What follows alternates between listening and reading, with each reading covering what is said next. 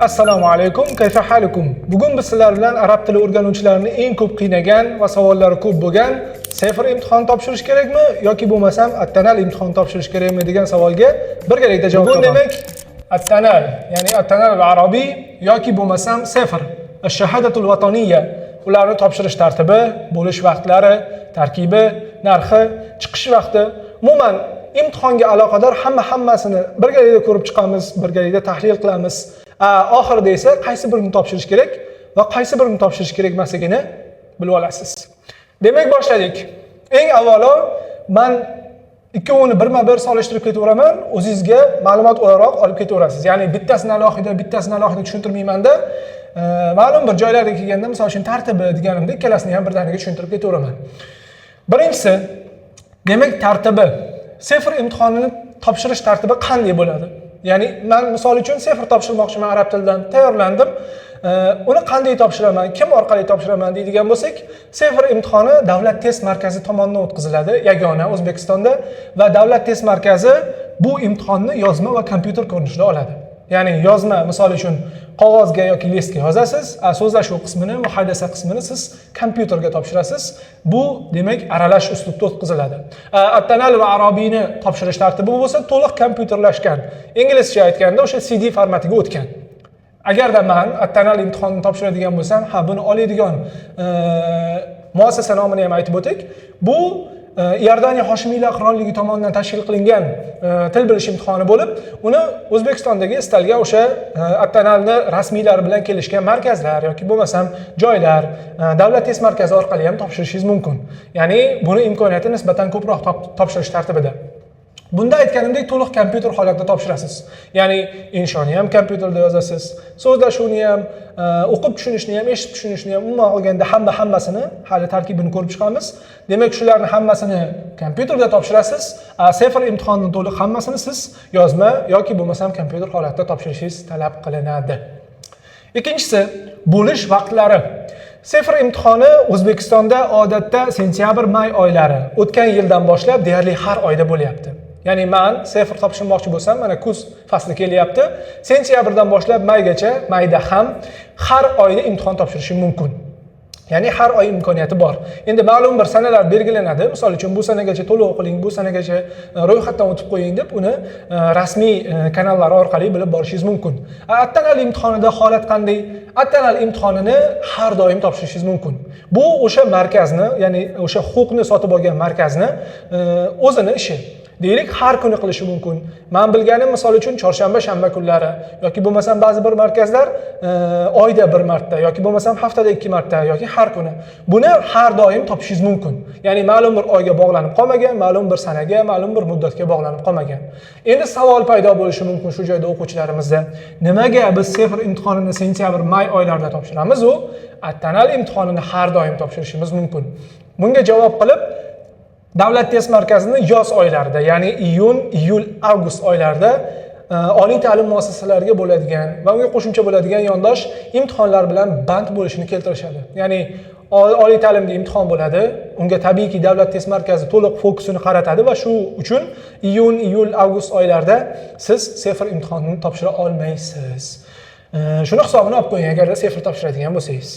Ana endi tarkibi, bu imtihonlarni tarkibi qanday bo'ladi deydigan bo'lsangiz, sefr imtihoni 4 bo'limdan, at-tanal imtihoni esa 5 bo'limdan iborat. Bu 4 bo'limimiz nima? Dastavval istima, ya'ni eshitib tushunish qismi, qiroa, o'qib tushunish qismi va kitaba, yozish qismlari aytganimdek yozma ko'rinishda o'tkaziladi. Ya'ni siz eshitib tushunishni eshitib yozma belgilaysiz javobingizni, qiroani o'qib turib yozma belgilaysiz, kitabada xat va insho beriladi. Ya'ni sizga 2 ta xat va 1 ta insho yozishingiz kerak. Buni ham yozma yozasiz. Muhaddasa qismi esa mana bu 3 ta qismdan alohida ko'rinishda o'tkaziladi. Ya'ni bu 3 qism bir kunda, bu muhaddasa mana shu imtihon topshirganingizdan boshlab taxminan 1 hafta keyin o'tkaziladi. Va muhaddasa imtihonimiz, ya'ni speaking so'zlashuv imtihonimiz to'liq kompyuterda o'tkaziladi. Ya'ni yozma ish, yozma narsalarni hech qaysi bunga aralashmagan. Tanal imtihoni qanday bo'ladi? Tanal imtihonida biroz o'zgarishlar bor va biroz qo'shimchalarimiz bor. Qanday qo'shimchalar? At-tanal imtihonining tarkibi 5 bo'limdan iborat, ya'ni 5 ta juzdan iborat bo'ladi. Eng avvalo siz qavoid, ya'ni sefrdan farqli ravishda siz At-tanal imtihonida grammatikadan ham, sarf, nahvu, balog'at, imlo, shunaqa o'zini test kitobchasi bor. O'quvchilarga bu yaxshi ma'lum. Ana shundan qavoid qismini topshirasiz eng birinchi bo'lib. Undan keyin qiroa, o'qib tushunish, istima, eshitib tushunish, muhadasa va kitaba. Ketma-ketligi xuddi shu tartibda bo'ladi. Mana shu 5 bo'limdan siz imtihon topshirishingiz talab qilinadi. Endi tabiiyki, bo'limlar ko'pligi uchun tanal imtihonini topshirish soatlari biroz uzoqroq. Taxminan 3,5 soat, 3 soatdan yuqori. Sefar imtihonida unday emas.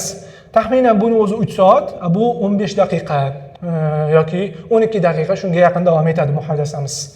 Ya'ni topshirishimizdagi bo'limlar shunaqa. Tanal imtihonida hammasi aytganimizdek to'liq kompyuterlashgan holatda bo'ladi.